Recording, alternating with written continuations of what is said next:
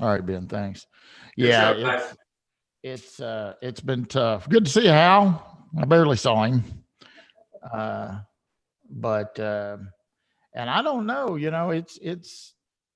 one minute you think things are getting better, and then the next you think they're not getting better. So I don't know. I don't know where we are with everything right now. All right. Well, we're about to get started here. So I'm glad you're staying busy. Yeah. Okay. So it's actually 10:01. It's time to get started. Are you ready? Ready. All right. Good morning, appraisers. This is Bryan Reynolds. You're watching the Appraisal Report webinar brought to you by the fine folks of Appraiser eLearning. I'm your host, Bryan Reynolds. Glad you're here. I've got a really special guest today and kind of an interesting topic. We're going to have fun. We're going to have some fun today. I'd like to remind all the viewers these sessions are recorded. So if you can't watch this in its entirety, you have to hop off. Maybe you got to go look at a house, right, or finish an appraisal. We certainly understand. These sessions are being recorded. They're available via YouTube, how you're watching us right now. And in order to stay in the know, we suggest that you go ahead and hit that subscribe button. Just go ahead and hit it right now while you're watching, and then you'll be aware of any special edition webinars that we have. We do have those occasionally. Our normal broadcast is the fourth Thursday of every month at 10 o'clock Central Standard Time. And we're happy that you're here. I'm also happy that my special guest is here. Her name is Sherrie Ford, and she does some kind of different things than just the typical run-of-the-mill appraiser out there in appraiser land. And so we're going to dive into that today. But Ms. Sherrie, welcome to the show. Glad you're here. And if you don't mind, just tell everybody a little bit about Sherrie. Okay. Well, I am a certified general real estate appraiser, as well as appraisal instructor for the state of Georgia. I've resided in the Atlanta metro area since 1985, originally from Gary, Indiana. I worked at Coca-Cola USA, Coca-Cola corporate for 23 years before actually stepping out and creating my own appraisal firm. So that's it in a nutshell. Very cool. Now, you're certified general, so you appraise residential property as well as commercial property. Is that right? Correct. Yes. Yes. Okay. Yeah. And I had the pleasure of meeting Miss Sherrie in a recent class. She was in, I think it was a USPAP class, right? Correct. Yeah. USPAP. Right. Yeah. And she was gracious enough to let me twist her arm and talk her into being on the show today. So we're excited that you're here. Thank you very much. I know you're busy. Right before we started, she said she's busy. I'm busy. We know everybody's busy. So thank you very much for taking the time out of your busy schedule to be here and talk about this subject matter. Glad to be here. So let's just kind of dive into it here. And I'd like to remind our viewers that at any time you can ask a question. There's a little chat box there that you can type and ask a question. We won't see those initially, but Mr. Ben Maxwell will grab those up and push them to us, and then we'll get to as many of those questions as possible. So don't be shy. Feel free to ask any kind of question you want. If we don't know the answer, we're going to say we don't know the answer. But what happens when you do that? Now it makes me want to know the answer. You know, you've stumped me. Maybe you've stumped the guest, right? And so now what you've done is you've created an environment that now I want to know the answer too.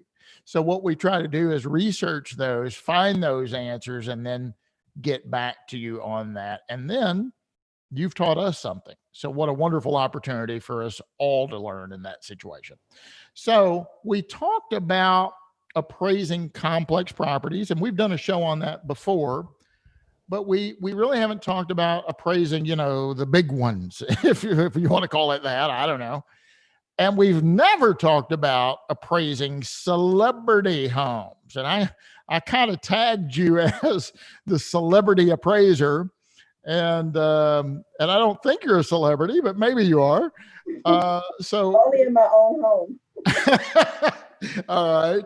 So let's talk about that for a minute, because I think that's very interesting. And I think our viewers are going to be interested by that. And I know, Sherrie, you'll probably remind me throughout the day, there's a lot of things you can't talk about. And so we're not certainly going to ask you to breach any confidentiality or, kind of go down a road that you don't feel comfortable going. Okay, I got that. But let's talk about that. Do you what is your, and I know you can't even be precise, but are you in a tight geographic area where you're just happen to get uh, because of where you're at an order once in a blue moon where it's a celebrity's home? Or are people seeking you out because you have a history of kind of that niche market where you've been appraising some of these high profiled folks? Well, I'll tell you how it started was I was appraising for Wells Fargo Bank. Okay. And I had been appraising with them for a couple of years, and I'm extremely detailed in my work. So I added a lot of things to my appraisals that weren't asked for, and just to, make the appraisal better. And so they took notice of that. And well, to appraise multi-million dollar homes for Wells Fargo, you actually have to be certified. So they tagged me to take a class to become certified to be able to appraise multi-million dollar homes for that bank. That's how it started. So once I started appraising for them, I guess word got out, and a a bank from California contacted me, and I started appraising for them. And the one thing about it is when you appraise multi-million dollar properties, when you sell multi-million dollar properties, especially in Atlanta, it's a small community of agents, brokers, appraisers that do a lot of that work. So if you do good work, word spreads quickly. Yeah. And that's how I kind of got into it and started doing it routinely. Yeah. And the Very one good. bank out of California really just kind of caters to celebrity clients. And the one thing I want to tell you is that when I get an order, I never know if it's a celebrity order. They don't tell you that. Oh, What happens is that once you start doing your research, you'll notice that the property is owned by a LLC or a company or a attorney or a CPA firm or something like that. And then when you call to schedule the appointment, you'll speak with a property manager, a house manager. You may even speak to the attorney or the CPA in order for you to set the appointment. So those are kind of telltales that whoever home it is somebody special, if you will. gotcha. So when you start doing your preliminary research Mm-hmm, and you pull the courthouse, right, the assessor's data, mm-hmm. maybe you even get a copy of the deed from where they bought it. You're trying to figure out and identify the owner because, on a lot of the pre-printed forms, we identify the owner, and maybe you don't use those on these properties, probably not, but Mm-hmm. but you're saying that it doesn't come up and say so and so, big star owns this house. It shows No, a corporation or an LLC or something like correct. It'll that. come up as something other than a name. And so that's, like I said, that's kind of one of your telltales that you're dealing with someone who doesn't want to be publicly displayed, if you will. Very cool. Very cool. So it at least gives you, kind of a light bulb over your head that this is either a celebrity or it's somebody that wants their privacy, and we Exactly. obviously need to respect that and whatnot. So and I don't think you're not at liberty to tell us the names of any celebrities' houses you've appraised, right? You Oh, can't tell no, us. no. All right. Good So job.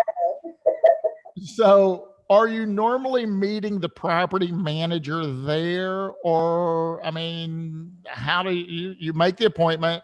You drive up, they probably have a gate or something that you got to get through, I would suspect.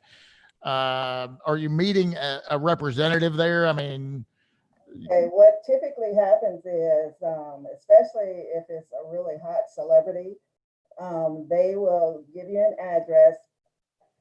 A lot of times there are different coded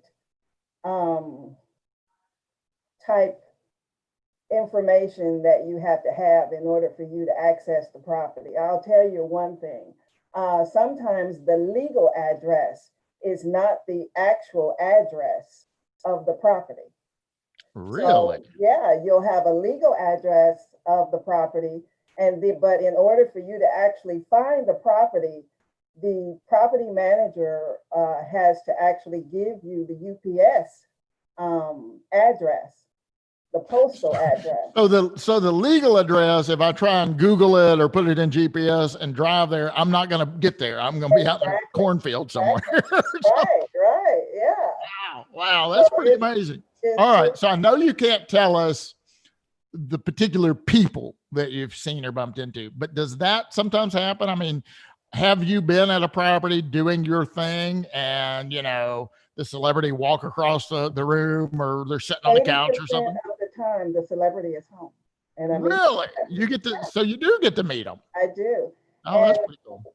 Typically what happens is with some of the celebrities, they want to talk with you for probably about 15, 20 minutes before you even start the appraisal. They're excited about their home. They want to tell you about the home. And I use that time and space to gather as much information as I can about the property from the owner. Wow. I've even had a few celebrities when I drive in front of the property to actually come out, open my door and greet me.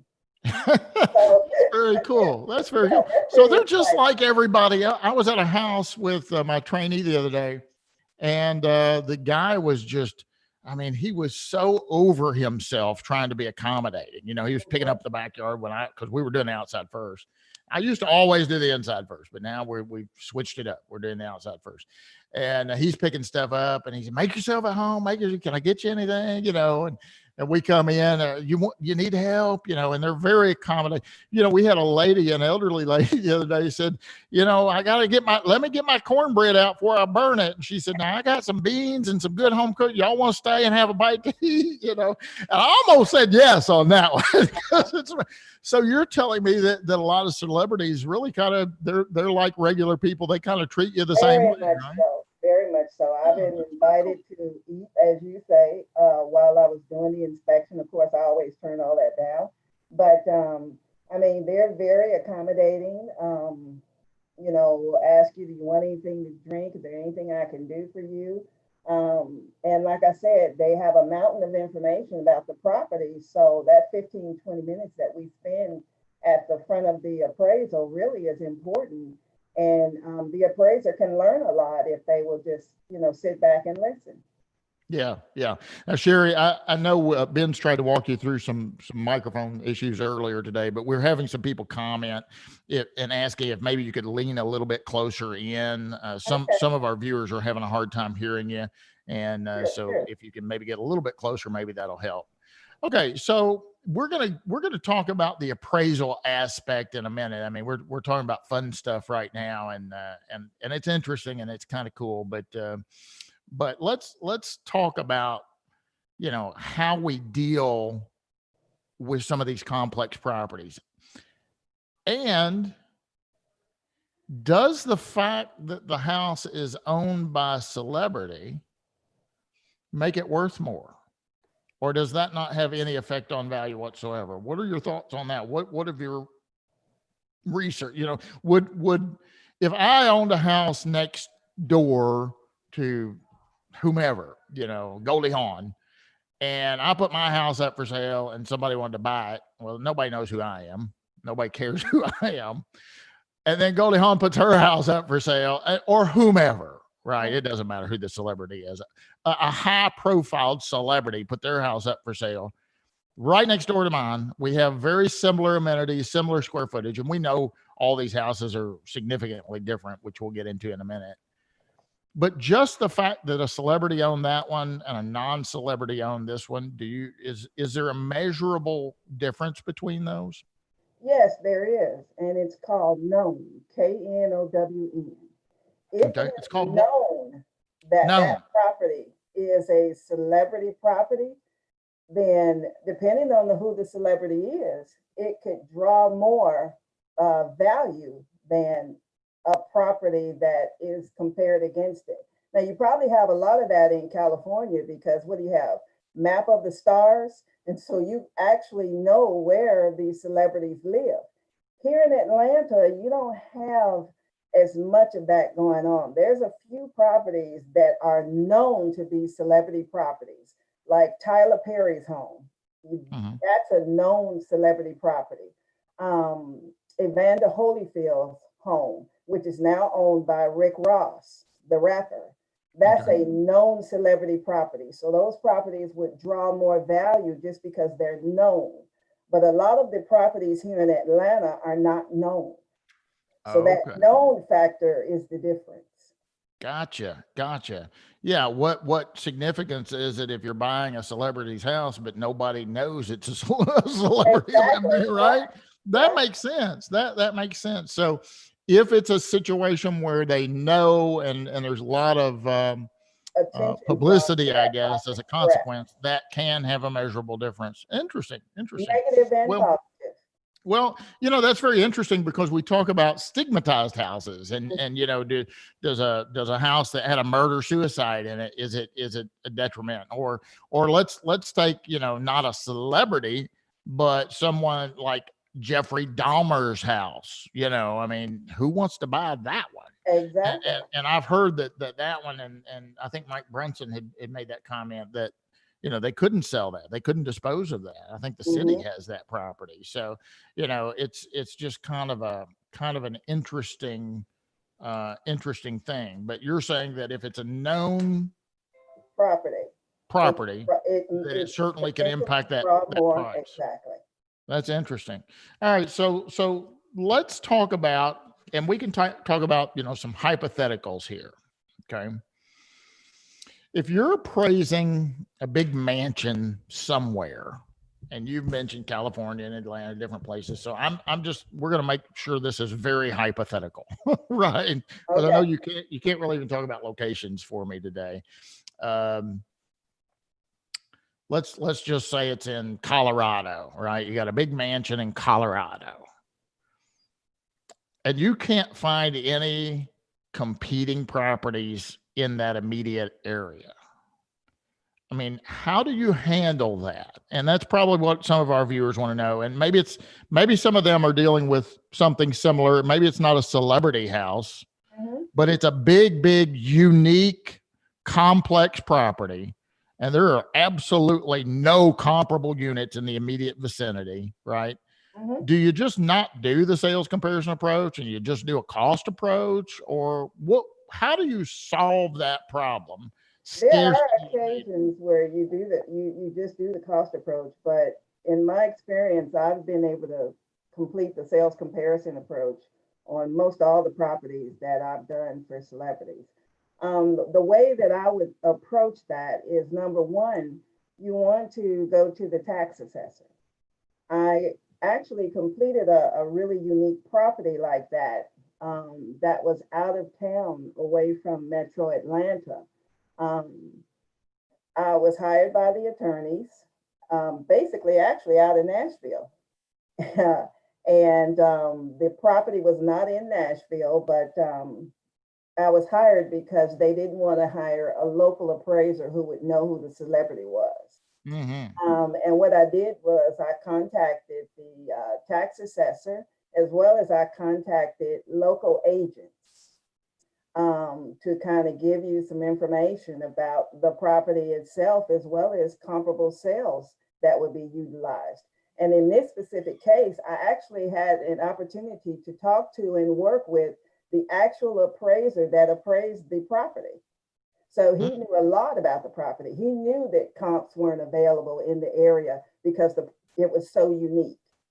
So if you have to go city to city in order for you to grab the comps, the most important thing is that you get similar comps, similar type locations, neighborhoods, similar amenities that are in that area. If it's a lake view, ocean view, mountain view, whatever the distinctions are with the subject property, then you can appraise the property utilizing the sales comparison approach. Yeah. And I'd like to remind our viewers that you've got to think outside the box a little bit. And the primary thing you need to do is put yourself in the prospective buyer's shoes. And just a little quick reminder, of when you became an appraiser, what creates value: scarcity, utility, desire, and purchasing power or transferability. Those are the 4 economic influences an item must possess in order to achieve value. We got a fire truck going by here. Hope everybody's okay. Anytime I see a fire truck go by or an ambulance go by, I try and pause and say a little prayer, because somebody's not having as good of a day as you and I, right? So we need to all remember that. If you're driving and get stopped by somebody, that's real life happening. So anyway, I hope those folks are okay. So scarcity, utility, desire, and purchasing power. And if this is the one I want to buy and it's no longer available, what other property would I consider as a substitute? Now, if geographic location is one of the primary desire issues, then yeah, maybe you can't go outside that area. But I had a lady that wanted to see a house in Lewisport, Kentucky, right down the road here. She was also looking at properties in Virginia, in South Carolina. She just wanted to move from, California to this end of the world. And she's like, I just want an old home that has that character in a small little town. She didn't care if she was in Kentucky. Now, maybe she wasn't your typical buyer, but on some of these big properties you're doing, that very well may be somebody that isn't as concerned about geographic location as they are, hey, I own my own private jet, so I can be anywhere I want to pretty quick. This is the house I want, the price range I want, and the size I want with the amenities I want. And I'm open to living in Vegas or California or Atlanta or Chicago or wherever, because I can be anywhere I want pretty quickly with just jumping on a plane, right? So I tell appraisers in the commercial world quite frequently, and I think it would be applicable to what you're doing. While physical, this is something y'all want to write down. Ready? You might want to write this down. This is a good one. Ready? While physical proximity is important, what's most important is economic proximity. Mm-hmm. That's really the test. The test is not physical proximity. The test is economic proximity. So I give that to you free. All right. Sherrie, what is the most unusual thing that you've seen, if you can tell us, when in one of these houses? I don't know if you can tell us or not. Unusual. Well, funny you should ask that question. All right. I actually pulled or selected a couple of appraisals that I completed this year, one last year as well. And I'm just going to go through a couple of the things that you see that are unusual as compared to our common residences that you'll see. This one happens to be a $15 million property. Okay. Okay. 4-stop elevator.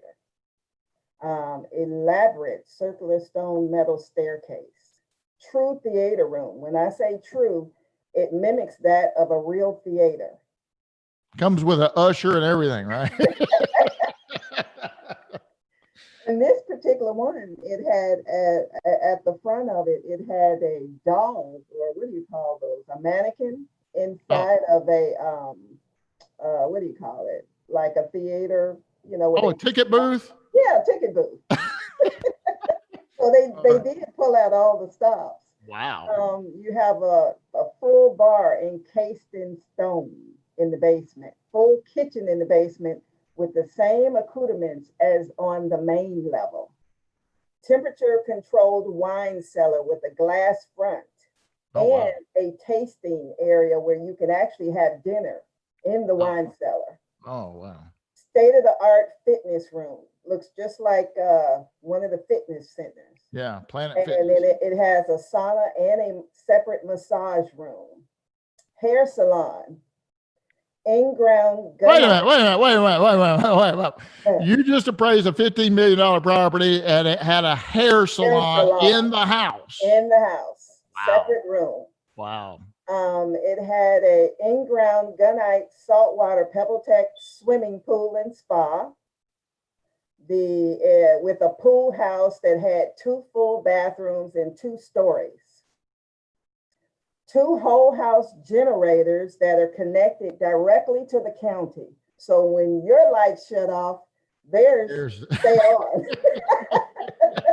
Wow. Wow. Okay. In-ground bomb shelter, as well as a panic room with 2 accesses. Typically, the panic room will have 1 access. This one had 2 accesses. Outdoor meditation building with a koi pond, a sport court where you can play tennis or basketball or any other sport. Had an indoor and an outdoor batting cage, a golf simulation room, outdoor kitchen with a grilling station, same accoutrements as what was in the interior of the property. It had a carriage house atop a garage and a 2-story guest house on the grounds. It had a caretaker's residence on the grounds. Wow. It had an area for golfing, a lake with a gazebo and a waterfall. So these are the type of amenities inside and out that you'll have that comes with 15, 16, 17, $18 million homes. Yeah. Yeah. Wow. So we obviously don't have time in this. I mean, we're already at the halfway mark, Sherrie. So it's kind of unbelievable how quick the time goes. But we obviously don't have time to go through and say, okay, well, tell us how you made an adjustment for the meditation room with the koi pond out front, but I do want to pick your brain on that a little bit because we had a question and we'll get to that question. Let me do a little business right here and we'll come back from our break. Guys, you're watching the Appraisal Report webinar brought to you by Appraiser eLearning. We're glad you're here. We give these to the community free at charge, so you don't have to pay anything. The price is right. We do these typically the 4th Thursday of every month, and they're absolutely free. 10 o'clock Central Standard Time. You can watch this video in its entirety on YouTube pretty much after the broadcast, and you can go back and watch some of our other webinars via YouTube if you'd like to go back and watch the whole episodes. I had somebody in my office the other day. They came up to take a test, a QE test. And she said, man, I stumbled across your podcast and I've spent the last few days listening to every one of them. I'm like, oh my God, I'm sorry. But she's like, no, it's actually helping me study for this exam. Cause she's like, you're referencing USPAP or you're referencing Fannie Mae guidelines or Freddie Mac protocol or FHA. And she's like, when you do that, I pause it and I go over and I look that stuff up. So she was very nice and very kind, had some kind words to say. And that's why we do these. We try and get information out to the appraisal community and users of appraisal services. That being said, if any of you watching would like to be a guest on the show, or you know of someone you think that would make a good guest, please contact Ben Maxwell, support at appraisereLearning.com, and we'll try to make that happen. All right, Sherrie, while we're on a quick pause here. Not somebody you appraise. We'll just qualify it that way. How's that? Okay. Who's your favorite celebrity? Since we're talking about celebrities. A favorite. Believe it or not, Randy Travis. Randy Travis. I met Randy Travis when I was working at Coca-Cola. Is that right? I worked in the marketing department and we were doing commercials with him in it. And I had an opportunity to spend the entire day with him. Just one of the nicest people you would ever meet. And we got along so well, and he's one of my favorites. That's awesome. Hey, Ben Maxwell, let's do a discount code, and the discount code is going to be entitled Randy Travis. Can we do that? Yes, we can. All right, ladies and gentlemen, you're watching. We're going to give you a 15% discount on anything we sell. So any classes, if you need a class, we're doing some virtual classes, and Miss Sherrie was in my virtual class. We had a big class, didn't we? We had like 27 people or something like that. Yeah. Did you like that format? I did. I like that it was informal. I like that you got to hear other appraisers and see other appraisers, which is sometimes difficult for appraisers because a lot of us work alone. Yeah, I'll tell you what was interesting, and I wrote this down during the class, and I still got it here. It was on the envelope. We had appraisers from California, Florida, Tennessee, Virginia, Mississippi, Texas, Ohio, Washington, Georgia, Michigan, Louisiana, and Arizona in that class. Yeah. We had people from all over the country. We had about 27 appraisers. It was a USPEP class, Appraiser eLearning, and myself put that together. And we're doing some more. Ben, when's the next one? The next one's on July 30th. Okay, so that's next week. So if any of you are interested in that, use Miss Sherrie's favorite celebrity, Randy Travis, as a discount code. We'll give you 15%. We'd love to see you in the USPEP class next week. And if not, if you'd rather take an online class, you can use the discount code for that as well. Randy Travis will get you a 15% discount on anything we do. So let's get back into it here. And I want to talk about support. You know, there's probably not a lot of paired sales of houses that have mediation rooms or hair salons. Maybe there are more than what we know. There might be. So yeah. Charlie, first of all, let me tell you, Evan made a comment. I think this is just a comment. Evan made a comment, says John Wayne Gacy's house was raised and the address was changed before a new house was constructed. And that just shows you that both a celebrity, well-known, high-profile can help the value, and then somebody like this can certainly stigmatize that property to where it can't even be sold, right? So that's kind of interesting. Thank you, Evan, for that comment. Charlie is asking this question of you, Sherrie. Charlie is saying, how do you support this adjustment? Giving celebrities houses are usually so unique and diverse. Paired sales isn't going to work. So maybe she doesn't even make adjustments. I don't know. Let's talk about it. Sherrie, again, we don't need to pick your brain all, the whole time and you giving us an education lesson on how to appraise complex properties. But I think it's a good question of, we can't do a paired sales on something when there's nothing else out there like it. So do you have a certain technique that you use? I use many different techniques. You can't have one technique when you appraise properties that are so dissimilar. Mm-hmm. And not only that, typically the amenities and the features are not going to be the same, or sometimes not even similar. But what they must be is interchangeable. That's what you're looking for, okay? And you're looking, it's almost like you're trying to find a balance and a dance. And believe it or not, there are match paired sales that you can utilize. I do big data searches. I do market extraction. I use match paired analysis when I can. There are many different ways you can support the adjustments.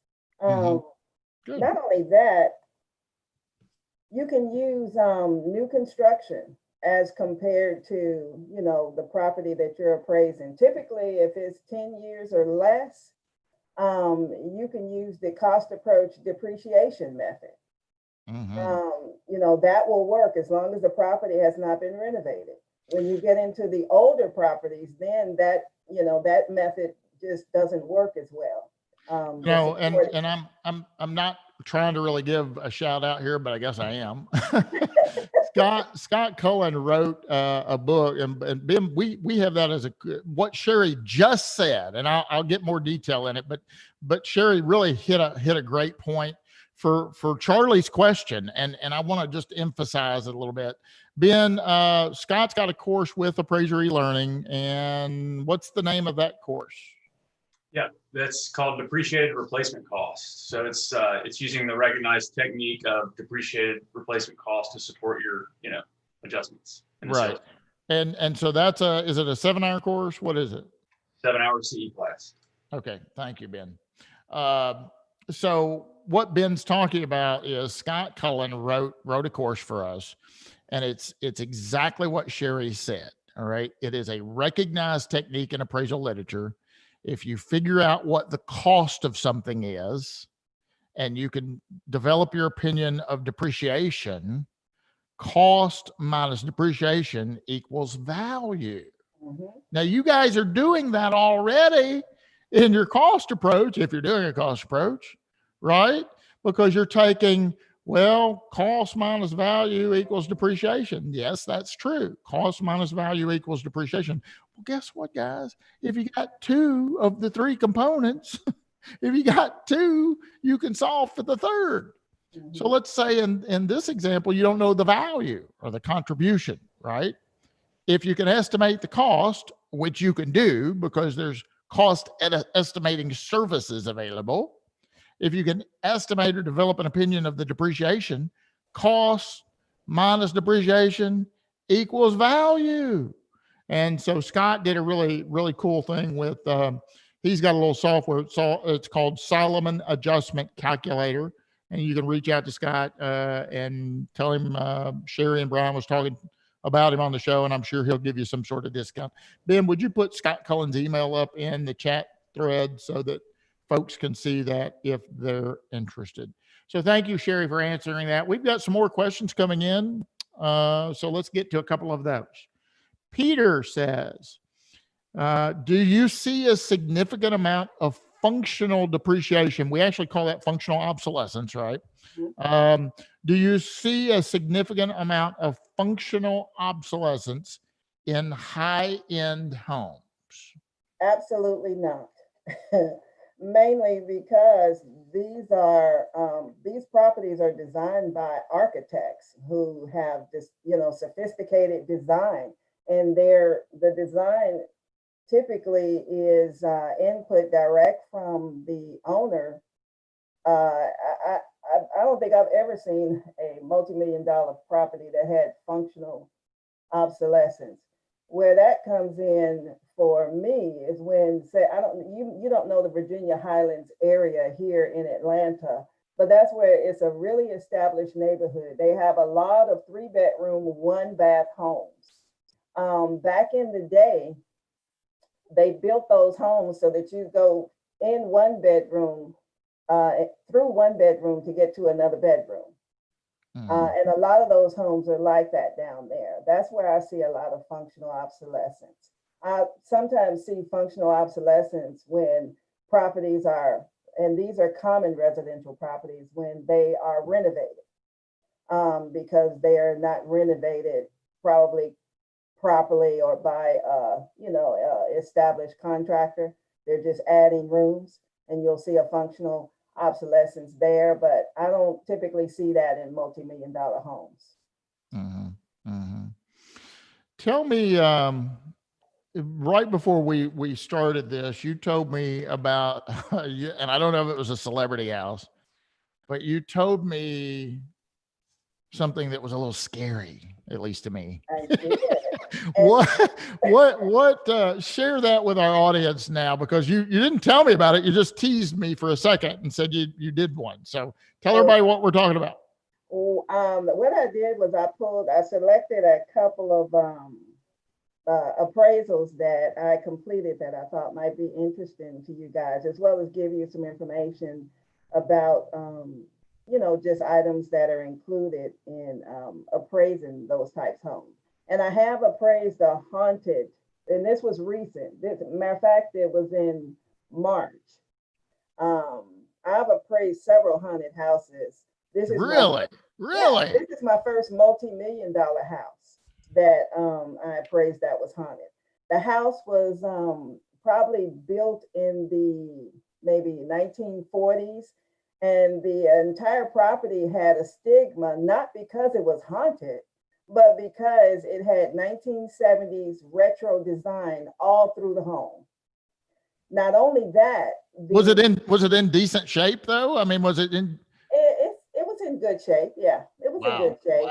Wow. But also the way the house was designed, it was multi-split level with 5 stories, if you can imagine. Okay, so it was really one of those homes that would be difficult to sell just because of the design of the home. But on the 5th level of the home was like a party central, if you will. It was a clubhouse, had a bar, a piano area, and it had another room that was like an observatory. So by the time I got to the 5th level and I entered the room, the hair stood up on my arms. Really? When I typically appraise with a laser measurer because I do such large properties, I don't use the wheel as much. Yeah. And as soon as I start measuring the room, my equipment died. My camera died and my laser measurer died. Now wait a minute. Wait. Come on now, Sherrie. Just wait a minute. Now I'm going to play devil's advocate here. Just a minute. I was going to ask you a question, and maybe this is the answer. The question I was going to say is, you said that you appraised a haunted house, and you said you've appraised a few haunted houses, but this was your first multi-million-dollar haunted house. And I just want to hit the pause button and say, what is the definition of a haunted house? That's what I'm going to ask. But hell, you've been answering. You all your equipment quit. The hair stand. Maybe that's it. But wait, not only that. When I got ready to go into the one room, I got goosebumps and the hair stood up. So I took one step in and then backed out of the room. And when I got down to my vehicle in the front where I was parked, the property manager was there as well as the owner. He owns a bunch of dealerships in Atlanta, and I was right by the car trying to get my equipment to work, and he came over to ask me if I was finished, and I said, yeah, I'm done. My equipment just died. And he started laughing, and the property manager started laughing. And so they both looked at me, and they told me unequivocally that the house is haunted. So up until that point, you didn't know. Is that what? No, I knew, but I never speak about it. Yeah. When I go into the homes, I just, I know, and I do my thing and I get out of there. So they were laughing, your equipment. They were laughing because they knew. So what happened? Did you have to go get a traditional tape measure and go back, or what would you end up doing with your equipment? No, I measured it from the outside looking up. And not only that, I also, when you have multi-million-dollar homes that are built like that, typically you ask for the plans and specs that they use to build a house. A lot of times they'll have them. And I actually carried out like 30 pages of plans and specs that I used for a week to make sure that I had the measurements correct. And then you return them back to the owner. I got you. So I ended up having to go back out to the house.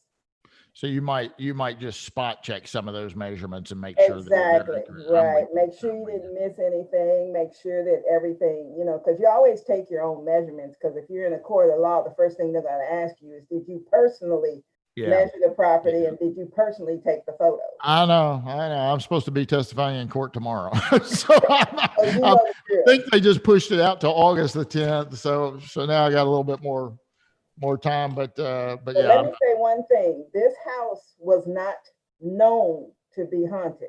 You understand what I'm saying? Okay. So that didn't negatively impact the house. What negatively impacted the house was its design, interior and exterior. Gotcha. Okay. Gotcha. The fact that it was multi-split level, which is not something that, people don't live like that anymore. as well as the 1970s retro design Yeah. that went throughout Yeah. the home. Yeah. So on you said this one wasn't known to be haunted. On any of the other houses that you did, were any of those known to be haunted? And if so, do you think that impacted the marketability of those? No, though, one of the houses that I appraised for Gwinnett Habitat for Humanity. And it was a house that they were tearing down to put, one of their homes on it. And the moment I entered the house, and I actually have photos from that house of some of the things that happened. Oh, wow. Oh, wow. Yeah. Wow. And then I appraised a trailer park, the entire trailer park, because they were having water issues with the county. And the activity was outside near the playground. And I have photos of that one as well. So there's been some, and there's been homes where I've gone in where, like I said, you take a step and then you need to take a step back. Yeah. Yeah. And you can feel it when you go in the home because the air is so thick. So let me ask you this. You've built a pretty good size appraisal office. Is that fair to say? Yeah. I mean, do you mind sharing how many folks are in your office? How I many? have 18 contractors, You have all 8? certified general. They All have right. to be able to appraise both residential and commercial to work with me. They have to be able to sign off on their own appraisals. However, I do review a lot of the appraisals that go out of my office. So you have, did you say 18 appraisers? 18, yeah. Now, do you have some administrative folks as well, or is it? I have one administrative person, my daughter, who manages the office. Okay. All right. Very cool. Very cool. And how do you do a high percentage of these celebrity type appraisals, or let's just say complex multi-million-dollar properties? Is this something that you do? That's mainly the majority of what I do. Remember, celebrities don't only live in multi-million-dollar homes. Celebrities live in $500,000, 300,000. You'd be surprised. Mm-hmm. But yeah, I get a lot of work from several banks and investment companies that, like I said, cater to celebrities. And once you start doing a lot of celebrity property, word gets around if you do good work. And, I recently had he's not a celebrity, but he's a millionaire. He owns 25 acres in South Georgia and is wanting to purchase a property that's about 18 acres in Metro Atlanta. And he actually waited 2 weeks for my company to reopen July 1st for me to complete his appraisal, which I'm working on right now.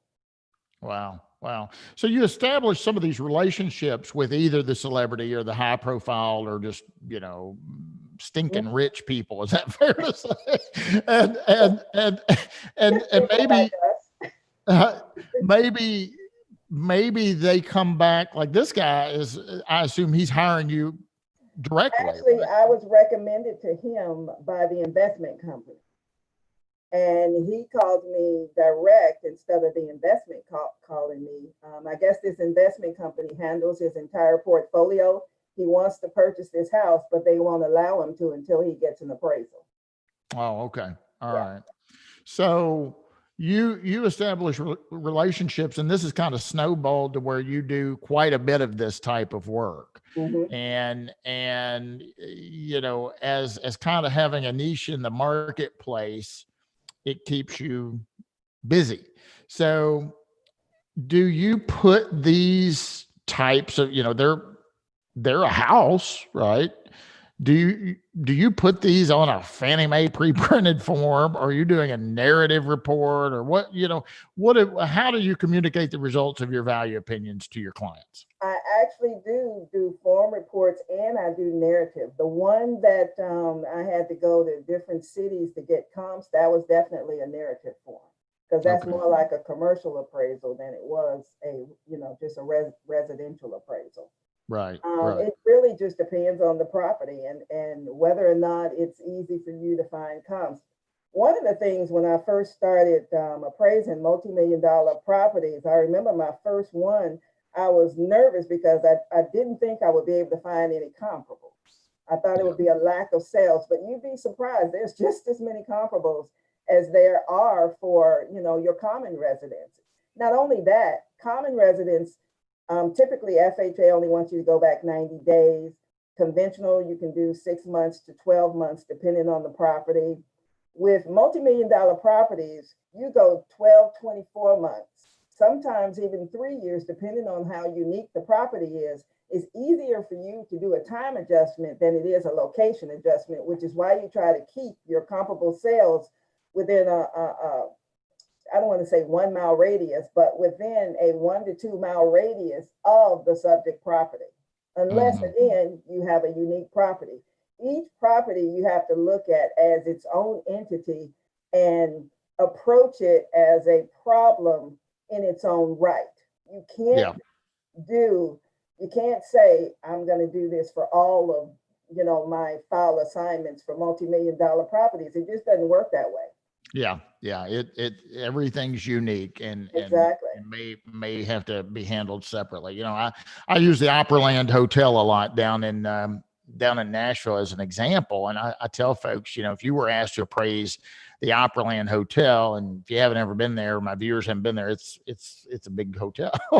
It's like a city in there, and I said, but if you were charged with appraising that, would you only use other hotels that have sold in Nashville? Well, of course not. In the area, not, of course, in the state of Tennessee, of course not. In the region, of course not. You would at least use hotel hospitalities throughout the country, and quite frankly, that's probably more of an international property.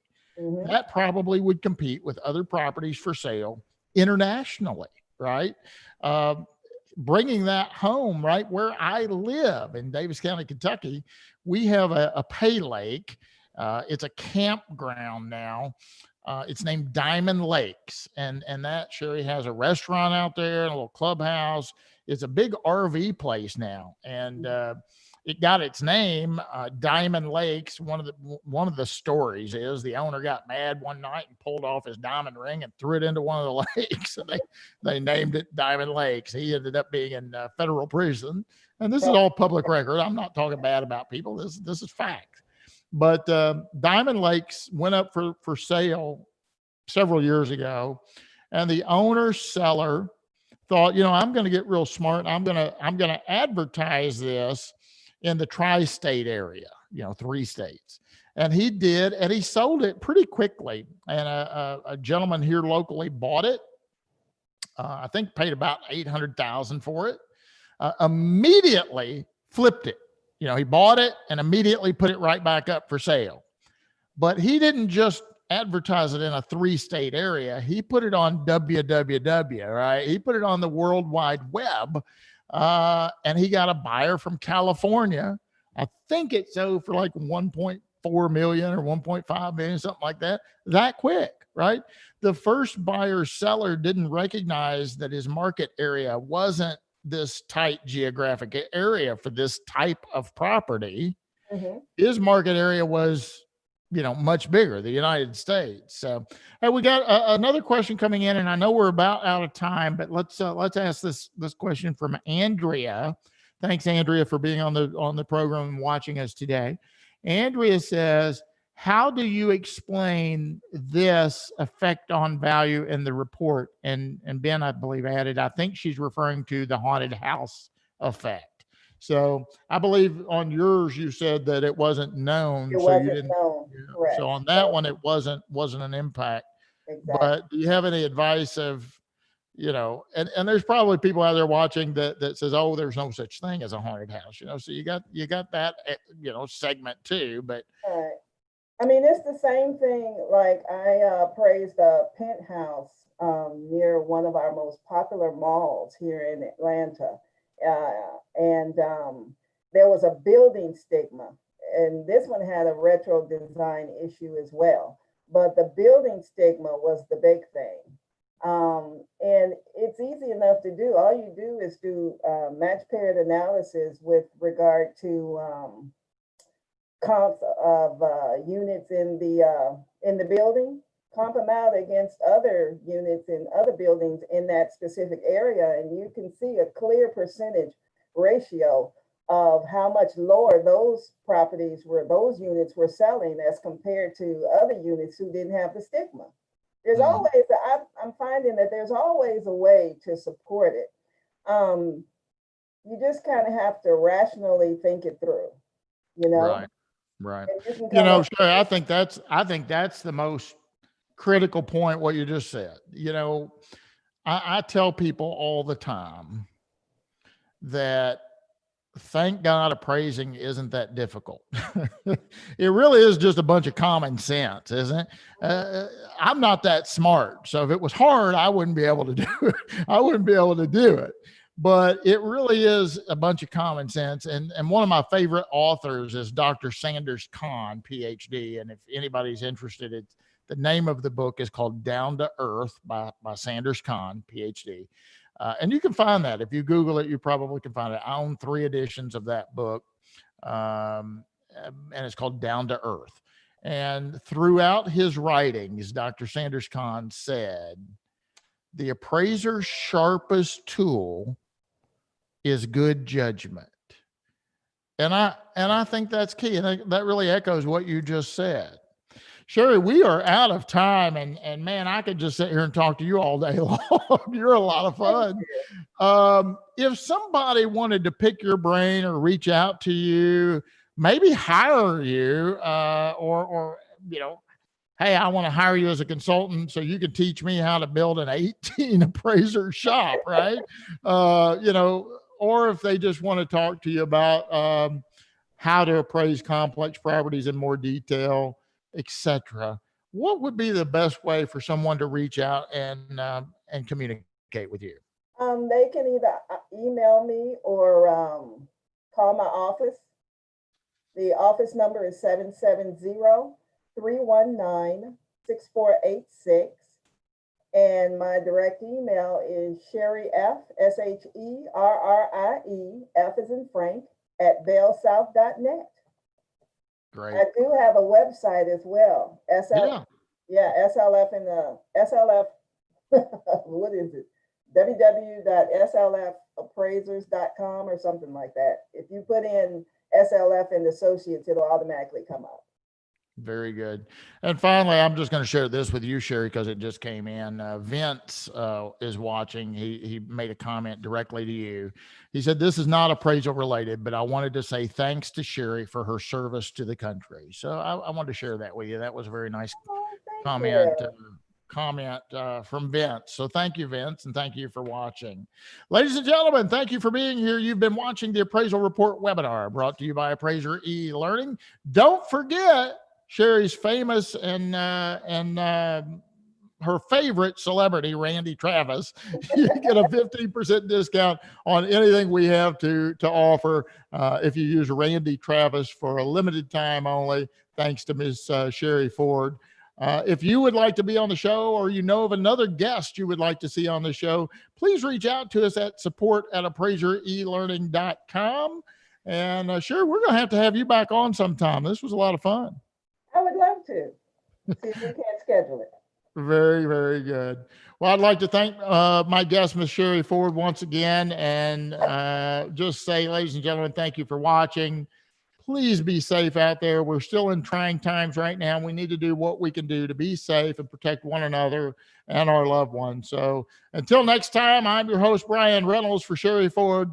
Thanks, and be safe. All right. We're done? Yeah, he's going to.